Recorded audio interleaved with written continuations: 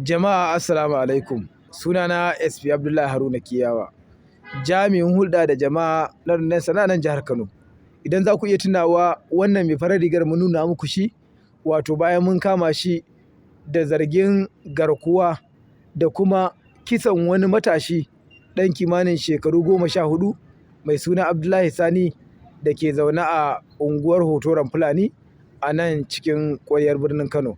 Wanda bayan mun kama shi da kansa ya tabbatar mana da cewa su suka yi wannan aika-aika, su suka yi garkuwa da wannan matashi, wanda kuma bayan sun yi garkuwa da shi, wato suka fita da shi suka ɗauke shi suka same shi a wani kango suka yanka shi wato da wuƙa ta wuyansa na baya. Ya naga kana jijjiga kai?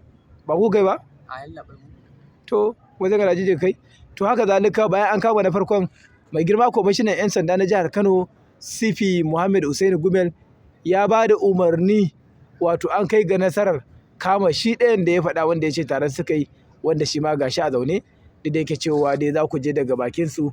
Za mu fara da na farkon, wannan da mun riga mun masa tambayoyi, wanda 'yan sandanmu na anti-kidnapping a ƙarƙashin jagorancin SP Aliyu Muhammad Awwal tare da taimakon al'umma na wannan unguwa da yamma dai aka kamo shi tare da taimakon kuma 'yan gidansu, wanda sun ga wancan tambayoyin da muka yi wannan da yadda ya faɗa, shi yasa suka tattaro shi suka kwamuso shi suka kawo mana shi. To kai ba mu bayani, ka sa an nemo wannan ko?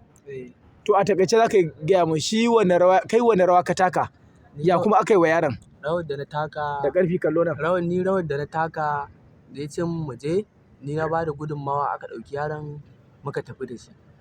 Gudunmawa kuma ba mu da shi gaskiya za a kashe shi ba. Sakamakon ni dai da muka je can kawai na zauna ina zuwa na ga wuƙa a hannunsa ya riga da ya kashe shi.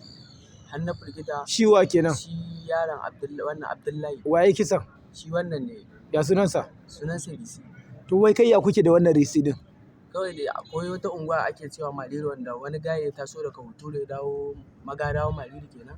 Abokina ne, tun muna yara muka taso tare da shi. Shi ne shi ma ya tashi, mu ma muka tashi muka koma can gaban su, nake zuwa gurinsa. Sakamakon To yanzu ba mu misali, me mu'amalar ku da kayan maye? Ni gaskiya ba ni da hulɗa da kayan shaye-shaye tunda ni dai ba na sha. Amma shi gaskiya yana sha kuma yana Shi wannan sayarwa. ɗin? Ba mu labarin da me yake sha? Gaskiya ni dai abin da nake gani da idona, yana shan taba, yana shan sigari, yana shan wiwi kuma yana sayarwa. Kai? Gaba ɗaya? Eh. To shi me ya yi a wannan abin da kuka yi? Shi kawai abin da ya yi, ya ɓata abin, shi ne kawai kisan da ya yi. Waye ya kira waya a bada kuɗin fansan? Shi ne ya kira. To kai me ka yi? Ni kawai gudunmawa na bayar yaron, na bada yaron. Wace kai ka kawo yaron? A ban da tare da shi muka je muka ɗauko. Kai ka ɗauko shi Eh. da tare da shi? Eh. To yanzu yaron a ina kuka ce kun kashe shi? A Mariri Zara. A takaice waye ya amfani da wukan wajen kisan? Wannan ne amfani da ita. Shi wa kenan? Risi. Ya sunansa? Risi. To yi min magana da ƙarfi. Menene sunanka? Sunana Ismail Rabilu Yusuf. Wane suna aka fi sanin ka da shi? Risi. Shekarunka nawa? Shekaru na 24. A ina kake da zama? A Magadawa. To me da me kake sha? Ina shan taba, ina shan sigari. To me da me kake sayarwa? Ina harka a daya sau ne kawai. Na? Ina harka a daya sau ne kawai ba. Baka ji abin da ya faɗa ba? Kawai iya abin da nake yi kenan. Magana na sayarwa da kayan mayan Ba ba. na siyarwa, ina da sha. To ka ji abubuwan da ya faɗa gaba ɗaya? Na ji. To kai ba mu labari, wane rawa ka taka a wannan garkuwa da kisan kai da aka yi wannan yaron, kisan gilla? Ni dai rawar da na taka yallaɓai shi ne ya zo nema na da dare misalin karfe 8 da sim a hannunsa. Ya ce don Allah yana neman waya, ni kaɗai ne zan iya taimaka mai da waya. Zai yi kira, wata harƙalla ce ta samu. Na tambaye shi mene ya iya gaya min. Na tambaye shi ya iya gaya min.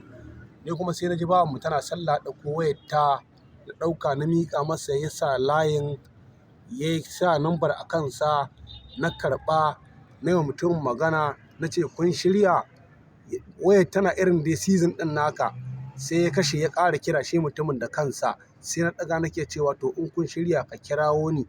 An shirya ne? In an sun shirya kawo kuɗin fansar kwanar dawakin da suka yi. Nawa za ka kawo? Miliyan 2. Na. Daga nan kuma wayar yallaɓai sai ta ɗauki.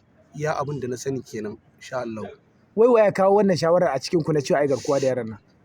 Yallaɓai ni ba abin da na Gaskiya za sani. ka faɗa mana. Iya abin da na sani kenan ni Kai kawai. waya ya kawo kawo min layi. shawarar ai garkuwa? Yallaɓai shi ne kawo shawara. To a lokacin da ya ka shawara me ya kai ku ga kaiwa shawarar me ya faɗa? Shaye min ya la'i wannan kayan shaye-shayen da yake sayarwa gaskiya baya samun kuɗi sosai kuma yana son kuɗi har ga Allah. Tun abin ni na ɗauke ma haka kamar no serious haka je nake nema kayan shaye-shayen da yake so fara sayarwa saboda na san kes ɗin wannan. To In yana samun abin alhamdulillah ko dai sani 'yan sanda a jihar Kano ba sa barin kota kwana duk wanda ya dole a yi masa. Duk wanda ya je ya aikata irin wannan aika to ko shakka babu insha Allahu da addu'o'i da al'umma kuke mana a wannan jiha kowaye zai zo hannu. Muna godiya da haɗin kai da ake bamu a kowane lokaci. Ga su zan ce kusan binciken ma ya ku taho kammala. Da zarar mun kammala za mu gurfanar da su a gaban kotu da waɗannan manya-manyan laifuka. Akwai haɗin baki